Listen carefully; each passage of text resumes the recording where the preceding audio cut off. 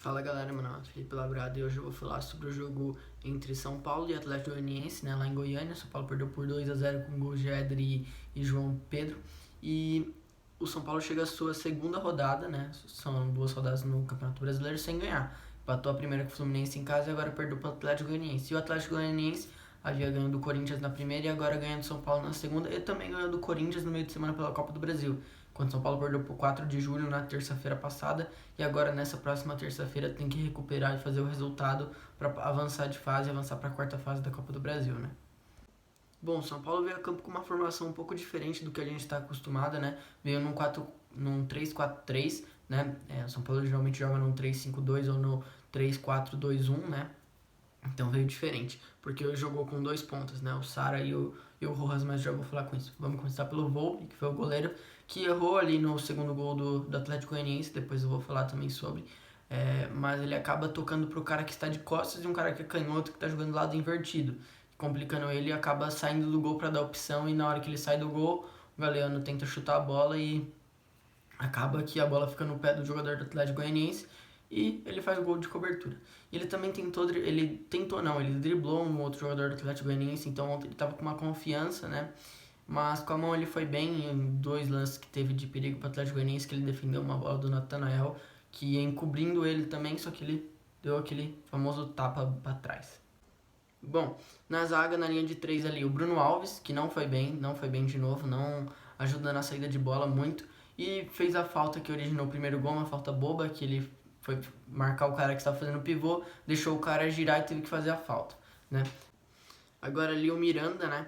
O Miranda que faz o papel de zagueiro de sobra, o zagueiro do meio na linha de três.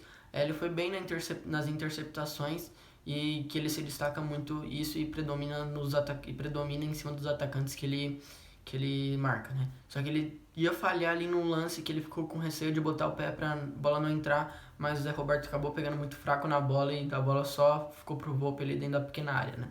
Daí o Léo, lá pelo zagueiro esquerdo, né? Que foi mal nesse jogo, passou mal, né? Vamos dizer assim, aquele termo que se usa quando o jogador não consegue marcar o outro e toma os dribles e não consegue se encontrar no jogo, né? Passou mal pro Janderson. O Janderson foi muito bem ali em cima dele, driblando ele, levando bastante perigo. O Nestor tinha que aproximar bastante dele e o Léo era puxado pelo Janderson, geralmente pro meio, né? Ali abrindo um buraco ali, que o Atlético Goianiense acabava que não se aproveitava daquilo, mas acabava gerando, né? E ele também não foi bem na progressão, errou alguns passes que ele não erra geralmente, e ele foi mal nesse jogo, né?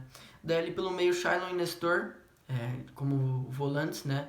O Shailon não tem o poder de marcação, então ali para fazer o papel onde ele estava desenhado, ele não foi bem. Na frente ele até conseguia ajudar o time em alguns momentos, mas nada também muito, né? O Nestor foi bem, ali na marcação ele apoiava bastante, o Léo principalmente, que estava com dificuldade para marcar o Janderson, e na frente ele também estava indo bem, dando os lançamentos, abriu uma bola para o Rojas muito boa, mas o Rojas demorou demais para cruzar, poderia ter cruzado, foi segurar a bola e acabou tendo que chutar em cima do jogador do Atlético Goianiense para conseguir o escanteio, né? E quase fez um gol ali com um chute também, que o Fernando Miguel foi muito bem no chute do Nestor. Daí, um pouquinho mais à frente, lá na frente, na verdade, né, que é a linha de três ali da frente, o Sara pela ponta esquerda, meio apagado no jogo, quando ele começou a aparecer já era tarde ali no final, mas no primeiro tempo foi um pouco apagado. O Luciano ali na frente, que não teve grandes oportunidades, mas sem querer evitou um gol do Rigoni, né? O Luciano também quase fez um gol, na verdade, que o Fernando Miguel fez uma bela defesa também. E lá pela direita o Rojas, que desde que renovou não vem bem, tudo bem que foi 2 jogos, né, contra o Fluminense e contra agora o Atlético Goianiense, mas não foi bem, demorou demais alguns lances, ele prendeu demais a bola e não conseguiu ser o Rojas que foi contra o Sport Cristal, por exemplo. E acabei esquecendo de falar dos alas, né? O Igor Vinícius, como ala direita, ali mal, cruzando muito mal, não foi bem, tanto defensivamente, em alguns momentos vacilava, tomou um cartão amarelo que ele acabou acertando a bola e o juiz deu o cartão amarelo, mas não foi bem, principalmente no apoio ofensivo, que ele não chegou tão ao fundo, e quando chegou ele deu uns cruzamentos horrorosos que não vinha sendo de costume dele nesses últimos jogos, que ele jogou muito bem, né? E lá o Reinaldo no jogo foi horrível, né? Não necessariamente horrível também, mas foi bem ruim.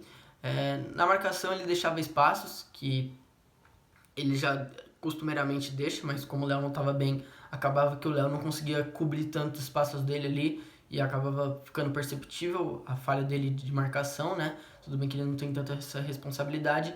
Nos cruzamentos o Reinaldo estava exagerando, né? Dando muitos cruzamentos para a área, tanto que esse é o segundo jogo do São Paulo com mais cruzamentos desde a chegada do Crespo. E também tem que pôr ali o fator que ele não sabe mais bater escanteio, o Reinaldo. O Reinaldo antes era muito importante na Chapecoense, por exemplo, bater no escanteio, no próprio São Paulo depois, mas ele não consegue mais bater um escanteio alto, pelo que parece, porque todos eles estão batendo baixo e está batendo muito mal. E o São Paulo, que vinha sendo um time que com o time titular tinha uma bola aérea muito forte, com o Miranda, com o Léo, com o Arboleda, que não jogou, mas o Bruno Alves também vai bem, né? Consegue chegar nessa bola aérea. Acabava que isso daí vem sendo prejudicado porque tá sem o Benítez ou o Daniel Alves, que batem escanteio melhor que ele, né? E é isso. Agora eu vou destacar alguns pontos. Primeiro é sobre a formação ali, que ao que parece o Sara vai virar um ponta esquerda ou alguém vai entrar, o Rigoni depois entra na ponta esquerda. Aí aparecem até em alguns momentos pela ponta direita, mas pelo que parece é uma adaptação que o Crespo vai querer fazer, né? Ele não comandou o time no campo, mas passou a semana inteira com o time e o time não vai ter mudado de uma hora para outra esse esquema, né? E mesmo assim, tinha como jogar no outro esquema. Não é que estava faltando jogadores para jogar no outro esquema, era só o Sara ficar um pouco mais recuado, Luciano de atacante e o Sara o Rojas como segundo atacante, né? E daí, pelo que parece, vai ser uma adaptação que ele vai tentar fazer no esquema, né? Sem tempo para treinar, é meio perigoso mudar o esquema logo de cara assim, do nada, né? Podemos se dizer. Eu vou falar aqui, pelo que o GE divulgou, o Luan tem chance de voltar já pro jogo do meio de semana, contra o 4 de julho. O Benítez tem chance de voltar no final de semana, e contra o Atlético Mineiro, né? E o Daniel Alves só daqui 2 semanas. Agora aqui sobre a bola aérea, um time que era absoluto na bola aérea com o time titular, né? O time reserva que vinha tendo falhas, tem que fazer esse adendo, porque não são os mesmos jogadores, apesar de ser o São Paulo, né? Mas o time titular vinha muito bem nesse quesito. Era absoluto, né, nessa bola. Só que pelo visto o time falhou, né? Pela uma falta ali próxima à área, que o Léo não acompanhou o marcador, ele ficou mais preocupado com a bola, para onde a bola ia ir, e deixou o marcador ultrapassar ele, né? Outro ponto é o cruzamento, o exagero de cruzamento que o São Paulo vinha tendo, né? O São Paulo foi o segundo jogo com mais cruzamentos, o primeiro foi a estreia do Crespo, né, contra o Botafogo de Ribeirão Preto, que deu 48 cruzamentos, nesse jogo foi 41, e contra o Mirassol no 1-1, com o time reserva, deu 41 cruzamentos também, né? E esses cruzamentos acabavam sendo ineficazes, porque o São Paulo não tinha ninguém alto na área. Inclusive depois entra o Éder é bem baixinho. O Luciano não é tão alto, tem 1,80 m contra um zagueiro de 1,80 m e alguma coisa, um zagueiro muito mais alto. Então acabava que o São Paulo não conseguia cabecear essa bola, não conseguia produzir de acordo com esses cruzamentos, né? Não conseguia fazer render. Por último aqui, a transição lenta no final do jogo. No final do jogo, ainda quando estava 1-0 para o Atlético Goianiense, o São Paulo, quando tomava o contra-ataque e conseguia recuperar a bola, não tinha uma transição rápida, que basicamente é o contra-ataque, né? E demorava demais para conseguir ligar o meio com o ataque, né? Acabava que alguém prendia demais a bola, ou o Sara mesmo, em 2 momentos que ele teve a oportunidade de fazer a ligação rápida ali com o Luciano, ele acabou prendendo a bola e voltando para trás, sendo que não necessitava disso, né? Porque ele tinha como progredir e ele tinha espaço para pelo menos ele conduzir se ele não quisesse tocar no Luciano, e acabou que isso daí aconteceu, e é uma coisa que não pode acontecer no momento que você está perdendo no jogo e tem uma chance para um contra-ataque, né? E agora falar aqui sobre o gol do Atlético Goianiense, né? Bom, o Volpi, ele recebe a bola e ao invés dele dar um chutão, que era o mais claro a se fazer, o mais lúcido a se fazer, ele acaba tocando a bola pro Galeano, que é um jogador canhoto, que está sendo improvisado ali na ala, né? Apesar dele já ter jogado jogos bem na ala, mas ele é improvisado ali na ala e ele costuma entrar pelo meio quando ele tá na ala, então ele não tem facilidade para jogar com a perna direita, né? Ele toca a bola no Galeano, que está virado, não está virado para ele, pro Volpi, né? E o Galeano fica ali na fogueira, como chamam, e ele acaba tendo que tentar dar um chutão quando ele consegue girar ali no meio aos marcadores. E o Volpi foi para dar opção para ele. E quando o Volpi vai dar para opção, ele sai e deixa o gol aberto. No momento que o Galeano perde a bola, o jogador encobre o Volpi direto.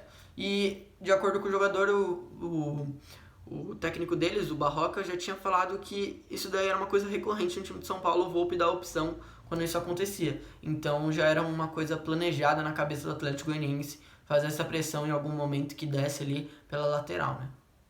E é isso, galera. Valeu, falou, até mais.